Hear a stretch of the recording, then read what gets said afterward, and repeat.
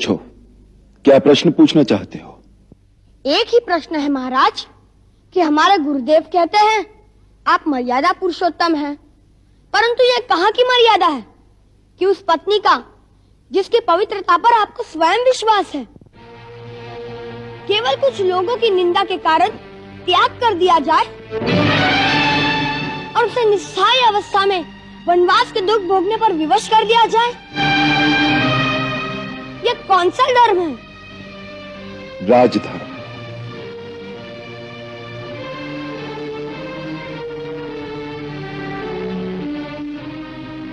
एक साधारण मानव के धर्म और एक राजा के धर्म में इतना ही अंतर है।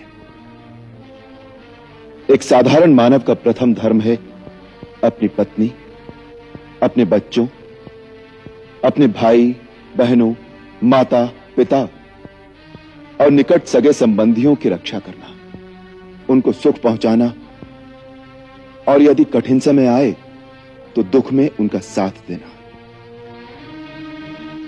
परंतु वही मानव जब राजमुकुट पहनकर राजा बन जाए तो उसका प्रथम धर्म अपने निजी सुख या दुख और अपने निकट सगे संबंधियों के सुख दुख में उनका साथ देना नहीं रहता, वरन राजा का धर्म केवल प्रजा रंजन होता है।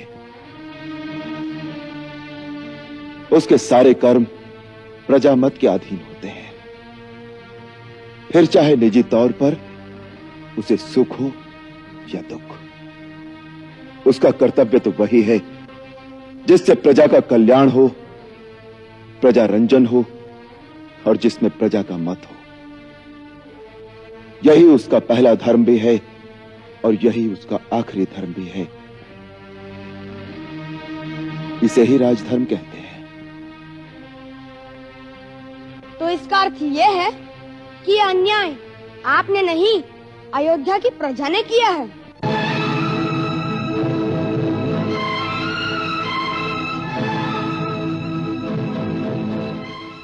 जो अयोध्या की प्रजा ने किया है उसका उत्तर अयोध्या की प्रजा से मांगना चाहिए। लवकुश, इस समय तुम दोनों ने इनका घोड़ा पकड़कर और इनके सामने अस्त्र उठाकर जो अवज्ञा की है उसके लिए तुम्हें इनसे क्षमा मांगनी चाहिए। महाराज राम के विरुद्ध तुम्हारा अस्त्र उठाना ऐसे ही धर्म विरुद्ध है जैसे तुमने अपने पिता के ही सामने अस्त्र उठाए हो, क्योंकि राजा प्रजा के लिए पिता समान ही होता है। शास्त्र कहता है कि पिता ही सर्वभूतानां राजा भवति धर्मता। इसलिए तुम्हें इनको पिता समान आदर देकर क्षमा मांगकर यज्ञ का घोड़ा लौटा देना चाहिए।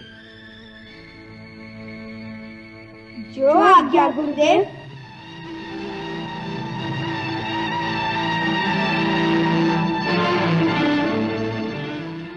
महाराज, हम नक्षत्रोचित कर्तव्य समझकर भूल से आपकी जो अवज्ञा की है उसके लिए हम आपसे क्षमा मांगते हैं।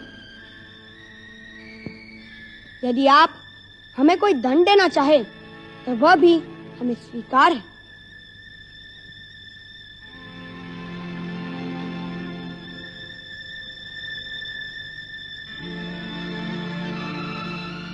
तुम दंड के अधिकारी नहीं हो बालक।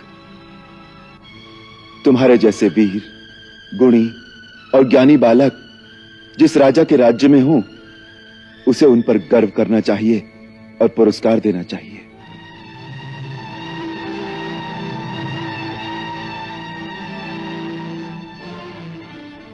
जब तुम्हारी शिक्षा पूर्ण हो जाए और यदि तुम्हारे गुरु और तुम्हारे माता पिता तुम्हें आज्ञा दें तो तुम दोनों के लिए मेरे द्वार सदैव खुले रहेंगे। उचित समय आने पर ये दोनों आपकी इस उदारता का लाभ अवश्य उठाएंगे। कुश, वत्स, अयोध्या की सेना पर इस पहली विजय से तुमने मेरी विद्या सफल कर दी। अब चैतन्य अस्त्र द्वारा इन सब की मूर्छा भंग कर दो, जिससे महाराज समस्त बंधु बांधुओं सहित जाकर अपना यज्ञ संपूर्ण कर सके। जो आज्ञा गुरुदेव। चलिए महाराज।